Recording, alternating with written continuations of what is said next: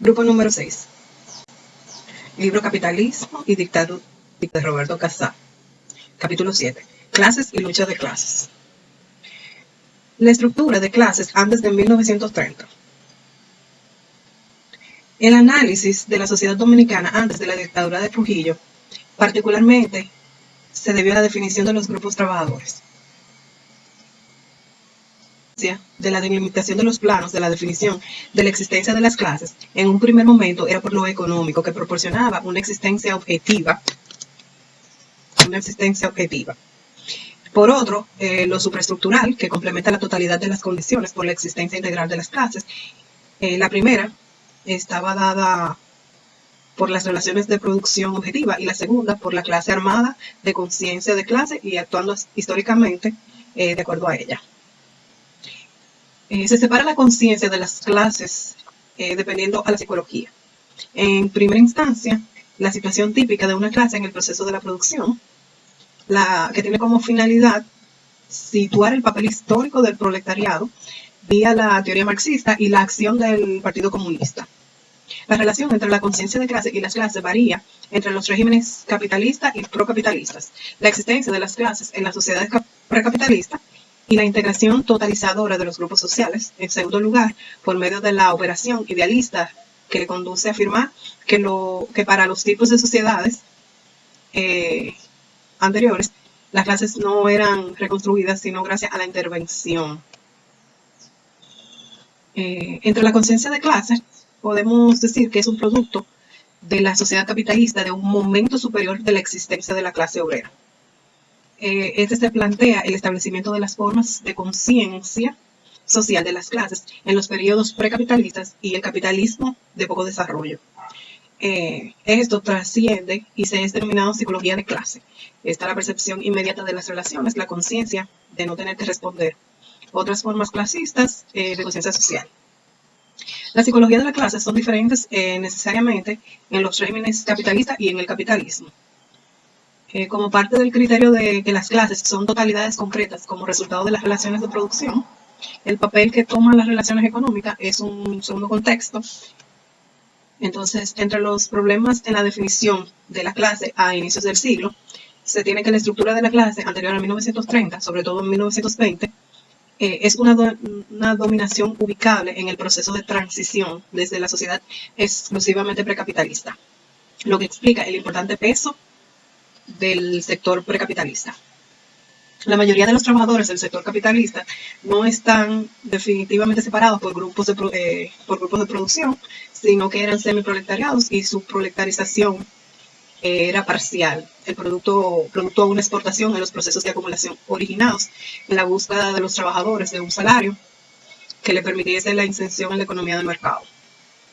El sector capitalista en las labores agrícolas de exportación utilizaban la fuerza de trabajo al asalariado y con una tendencia a reproducirse y a convertirse en semiproletarización. La clase obrera de origen nacional no correspondía con el desarrollo operado en las relaciones capitalistas. El núcleo más importante del proletariado no estaba constituido por los obreros nacionales, sino por extranjeros de países vecinos. El precapitalismo y el capitalismo tenía como particularidad el desarrollo de la burguesía y del poder estatal, por sectores nacionales que se definían como un nivel económico en proceso de proletarización definitiva. Se manifestó la penetración del imperialismo norteamericano por la captación de sus compañías del sector clave de la economía del capitalismo, que era el azúcar, así como el control del recurso fundamental económico del Estado, que eran las aduanas, y acentuaron el debilitamiento cualitativo de la burguesía. Las representaciones psicológicas más extendidas se identifican y se diferenciaban en agrupamientos e intereses que producían estrictamente entre clases. Teníamos los pueblistas, que era la masa del campesinado y generalmente vivían de los recursos del campo. Otra se agrupaba en un conjunto de población por regiones. Estos se debilitaron por la ocupación norteamericana, por la integración económica interregional. Eran denominados de orden subestructural. Y el tercer nivel de representación psicológica importante en la definición y la separación de los grupos, la identificación de los patrones raciales. Las masas trabajadoras se definían en cierto aspecto por niveles de pigmentación de la piel. La diferenciación social más profunda establecía en la psicología era que en la época se dividía entre ricos y pobres. Los primeros, que eran los ricos, se constituían como una pequeña burguesía que residía en la zona urbana, eran acomodados, una burguesía comercial y latifundista. En los segundos, que eran los pobres, eran los campesinos, los pobres de la ciudad, que eran los obreros, artesanos, subempleados, trabajadores de servicios, etc. Lo de primera, que eran los ricos, estaban ligados a lo que es el comportamiento, a los apellidos, a los orígenes, al color de piel. Estas motivaciones eran expresadas en una actitud superestructural de tipo precapitalista. Esos supuestamente no se vinculaban en procesos económicos, sino por el margen que dejaban en un verdadero enriquecimiento que era limitado y en función de la pobreza general de la economía y la debilidad de la pequeña burguesía. En segundo lugar, se reconoce que la sociedad de clases, incluidas en los capitalistas, la lucha de clases se agudizaba y se debilitaba por periodos. Es que en una estructura social como la dominicana se definía fundamentalmente en términos directamen e empíricos de la población, por lo que el modo de producción mercantil simple desaparecía la lucha de clases por existir clases, la propia forma de existencia